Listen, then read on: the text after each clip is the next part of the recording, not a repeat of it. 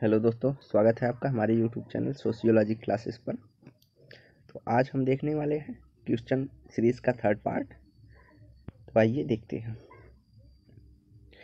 एक क्षेत्र जो दो या दो से अधिक राज्यों द्वारा शासित होता है या सामूहिक रूप से कहा जाता है तो उसे क्या कहेंगे? निरपेक्ष क्षेत्र, सामाजिक क्षेत्र, सहराज्य या कब्जा क्षेत्र। तो जब दो या दो से अधिक राज्यों द्वारा शासित होता है तो उसे सार्वजनिक या सामाजिक क्षेत्र कहेंगे। अगला आंसर है वह भविष्यकारी शहर जो एक संपूर्ण आवास क्षेत्र को प्रणाली के रूप में स्थापित करेगा जिसका स्वरूप सार्वभौमिक प्रबंधन का आधारित होता है को कहा जाता है। ड्यूओपोलिस, इकोमेनोपोलिस या पोलिस या नेक्रोपोलिस। तो ऐसे शहर जो भविष्यकारी शहर के रूप में संपूर्ण आवास क्षेत्र को प्रणाली के रूप में स्थापित होंगे, ऐसे सार्वभौमिक प्रबंधन आधारित होंगे, उन्हें इकोमेनोपोलिस शहर कहेंगे।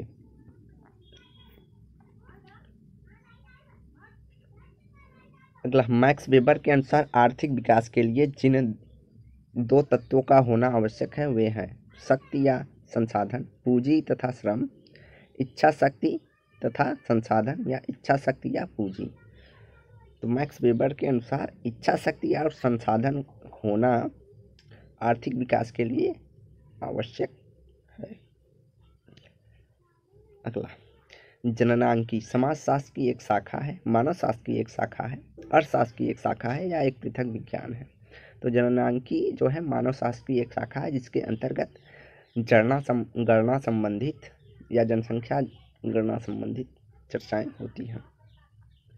सरल जनजाति समाजों में आर्थिक पिछड़ेपन का कौन सा एक मूल कारण है? गरीबी तथा अज्ञानता, सामाजिक या सांस्कृतिक परंपराएं या आदिम प्रौद्योगिकी या नातेदारी संगठन। तो जनजाति समाज में आर्थिक पिछड़ेपन का सबसे मूल कारण है सामाजिक एवं सांस्कृतिक परंपराओं के द्वारा बंधे रहना।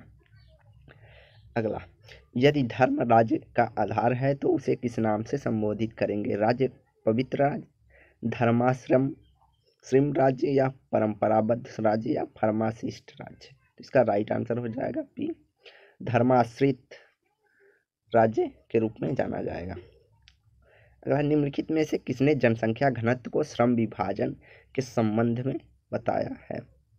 Herbert Spencer, Adam Smith, Durkheim, max weber. तो जनसंख्या घनत्व को श्रम विभाजन के संबंध में दुर्खीम चर्चा करते हैं। अगला, पूर्ति तथा मांग का नियम आवश्यक तौर पर लागू नहीं होता है श्रम बाजार पे, पूंजी बाजार पर, व्यावसायिक बाजार पे या अंतर्राष्ट्रीय बाजार पे। तो जो श्रम बाजार है उस पर पूर्ति एवं मांग का नियम आवश्यक तौर पर लागू नहीं होता है। अगला, निम्नलिखित में से कौन सी गाधी राज्य की अवधारणा है? धर्मतंत्र, प्रजातंत्र, सह विकेंद्रीकरण या स्वराज। तो गाधी राज्य की अवधारणा स्वराज से संबंधित है। अगला, सूची 1 को सूची 2 से सुमेलित करना है। तो संकलन अवस्था स्तर अर्थात भोजन संकलन की अवस्था का स्तर कुकी जनजाति में पाई जाती है। चरवाहा अवस्था स्तर भोटिया जनजाति में, झूम खेती अवस्था स्तर कोरवा जनजाति में पाई जाती है। और अगला है व्यवस्थित कृषि स्तर, यह गोंड जनजाति में पाई जाती है। तो राइट आंसर हमारा ए हो जाएगा।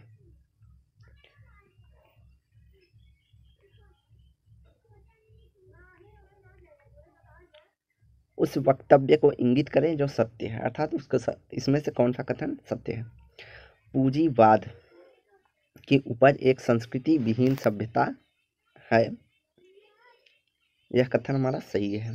पूंजीवाद की उपज सभ्यता विहीन संस्कृति है, यह कथन गलत है। पूंजीवाद ने प्रकृति को उत्प्रेरित किया है, यह कथन सही है। पूंजीवादियों ने मालिक और मजदूर के बीच अंतर को बढ़ाया है। तो इसमें से पहला, तीसरा और चौथा कथन सही है, तो इसका राइट आंसर बी हो जाएगा।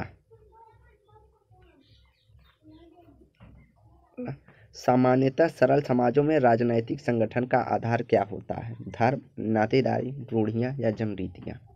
तो सामान्यतः सरल समाजों में राजनैतिक संगठन का आधार जनरीतियाँ होती हैं, अर्थात किसी जनजातीय समाज में वहाँ की रीति प्रणाली जो होते हैं उसी आधार के पर राजनीतिक संगठन होता है। यह किसने कहा है कि समाज में श्रम विभाजन जनसंख्या के भौतिक घनत्व के कारण होता है? Malthus, Spencer, Durkheim, Pareto? तो इसका राइट आंसर हो जाएगा सी, दुर्खीम। दुर्खीम ने श्रम विभाजन जनसंख्या के भौतिक घनत्व के आधार। दुर्खीम कहते हैं जैसे जैसे जनसंख्या बढ़ेगी वैसे वैसे श्रम विभाजन का अर्थात श्रम का विशेषीकरण होता जाएगा। अगला, निम्न में से बाजार अर्थव्यवस्था की प्रमुख विशेषता कौन सी है? संस्थागत मानदंड, सभी समाजों में सर्वव्यापी, वस्तुओं एवं सेवाओं के विनिमय की व्यवस्था या विशेषीकृत आर्थिक व्यवस्था? तो संस्थागत मानदंड पाए जाते हैं, वस्तुओं एवं सेवाओं के विनिमय की एक व्यवस्था होती है बाजार में, और विशेषीकृत आर्थिक प्रकार के लिए बाजार का निर्माण होता है। लेकिन सभी समाजों में यह सर्वव्यापी नहीं, अर्थात जनजातीय समाजों में बाजार नहीं पाया जाता है। तो राइट आंसर हो जाएगा सी, 1, 3, 4। अगला, प्लान्ड इकोनॉमी फॉर इंडिया नामक पुस्तक किसने लिखी है? जवाहरलाल नेहरू, एस.सी. बोस, एस. विश्वेश्वरैया, महलनोबिस? तो इसका राइट आंसर हो जाएगा सी, एस. विश्वेश्वरैया ने प्लान्ड इकोनॉमी फॉर इंडिया नामक पुस्तक लिखी है। अगला, निम्नलिखित में से किसने चैलेंज ऑफ पॉवर्टी पुस्तक लिखी है? Gunnar Myrdal, Alva Myrdal, R K. Merton या अमर्त्य सेन? तो चैलेंज ऑफ पॉवर्टी की पुस्तक अमर्त्य सेन द्वारा लिखी गई है। अगला, संविधान के प्रस्तावना में प्रस्तुत भारतीय जनतंत्र के लक्षणों का सही क्रम क्या है? जनतांत्रिक, समाजवादी, धर्मनिरपेक्ष या संप्रभु गणराज्य? संप्रभु, धर्मनिरपेक्ष, समाजवादी तथा जनतांत्रिक गणराज्य, या धर्मनिरपेक्ष, समाजवादी, संप्रभु, जनतांत्रिक गणराज्य, या संप्रभु, समाजवादी, धर्मनिरपेक्ष या जनतांत्रिक गणराज्य? तो इसका राइट आंसर डी हो जाएगा कि भारतीय जनतंत्र के लक्षणों का सही व्यवस्था क्रम है संप्रभुता, समाजवादी, धर्मनिरपेक्ष, जनतांत्रिक एवं गणराज्य। निम्नलिखित में से कौन सा क्रम आधुनिक अर्थव्यवस्था के नेटवर्क को सर्वोत्तम रूप से प्रस्तुत करता है? उत्पादन, निवेश, वितरण, उपभोग, वितरण, उत्पादन, निवेश, उपभोग, उत्पादन, वितरण, निवेश, उपभोग, निवेश, उत्पादन, वितरण, उपभोग? तो पहले निवेश होगा, फिर उसके बाद उत्पादन होगा, फिर वितरण होगा, फिर उपभोग होगा। राजनीति संबद्धता, राजनीति समाज संबद्धता है शक्ति से, असीमित शक्ति के सामाजिक परिणाम से, या सामाजिक संदर्भों में शक्ति से, या शक्ति का वितरण? तो राजनीतिक समाजशास्त्र संबद्ध है असीमित शक्ति के सामाजिक परिणामों से। अगला है, असदृश अल्पों के लिए किसने रचनात्मक अल्पसंख्यक तथ्य प्रस्तुत किया है? R. Michels, R. Dahl, Smelser, Toynbee? तो इसका राइट आंसर हो जाएगा टाइनबी के द्वारा अदृश्य अल्पों के लिए रचनात्मक अल्पसंख्यक तथ्य प्रयुक्त किया गया है। शक्ति है राज्य का आधार, राज्य का तत्व, राज्य की समाप्ति या राज्य की उत्पत्ति? तो शक्ति राज्य की उत्पत्ति का एक प्रमुख स्रोत है। अगला, निम्नलिखित में से कौन राज्य के लिए सत्य है? इसका उद्देश्य समाज द्वारा निर्धारित नहीं होता है, राज्य नियम समाज की स्वीकृति के बिना लागू हो सकता है, राज्य लक्ष्य राजनीतिक हितों के लिए समुदाय को संगठित करना है, या राज्य समाज के पहले से अस्तित्व में है?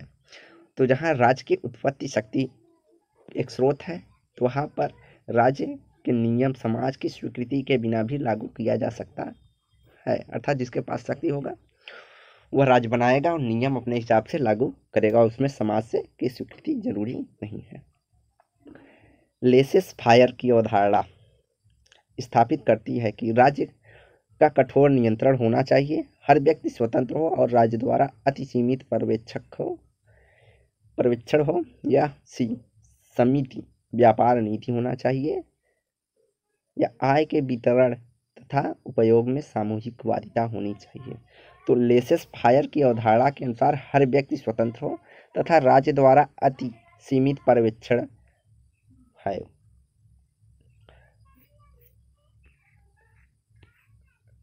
अगला प्रश्न है, इनमें से किस सिद्धांत के अनुसार कुल जनसंख्या यश आकार वक्र का अनुसरण करती है? लॉजिस्टिक वक्र सिद्धांत, माल्थस का सिद्धांत या सामाजिक कोशिका सिद्धांत या डिवोट का सिद्धांत? तो इनमें से इसका राइट आंसर ए हो जाएगा, लॉजिस्टिक वक्र का सिद्धांत के अनुसार कुल जनसंख्या यश आकार वक्र का अनुसरण करती है। अगला, सूची 1 को सूची 2 में सुमेलित कीजिए। तो नौकरीनामा व्यवस्था यह राजस्थान से संबंधित है। सागरी व्यवस्था हमारा बिहार से संबंधित है। जेठा व्यवस्था हमारा आंध्र प्रदेश से संबंधित है और बेट्टी व्यवस्था हमारा मध्य प्रदेश से संबंधित है। तो सागरी व्यवस्था राजस्थान से, नौकरीनामा व्यवस्था राजस्थान से, सागरी व्यवस्था बिहार से, जेठा व्यवस्था आंध्र प्रदेश से, बेट्टी व्यवस्था मध्य प्रदेश से संबंधित है। तो इसका राइट आंसर हो जाएगा सी। अगला, किसने कहा है कि संपत्ति से तात्पर्य व्यक्ति द्वारा वस्तुओं पर नियंत्रण से है? संपत्ति से तात्पर्य व्यक्ति द्वारा वस्तुओं पर नियंत्रण से है। Veblen, L T. Hobhouse, R H. Lowie, L H. Morgan.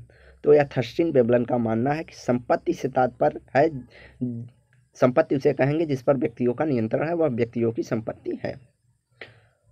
अगला, पारस्परिक विनिमय की अवधारणा किसने प्रतिपादित की है? एम्मास, मालिनोवस्की, बी. एल्विन या मैकिम मेरियट? तो पारस्परिक विनिमय की अवधारणा एम्मास के द्वारा प्रस्तुत किया गया है। आधुनिक कर प्रणाली उदाहरण है पारस्परिक विनिमय, बाजार विनिमय, पुनर्वितरण या शोषण? तो आधुनिक कर प्रणाली है पुनर्वितरण, अर्थात आधुनिक कर प्रणाली जो कर लिया जाता है वह फिर दोबारा से जनता के ऊपर ही खर्च कर दिया जाता है सार्वजनिक कार्यों के रूप में।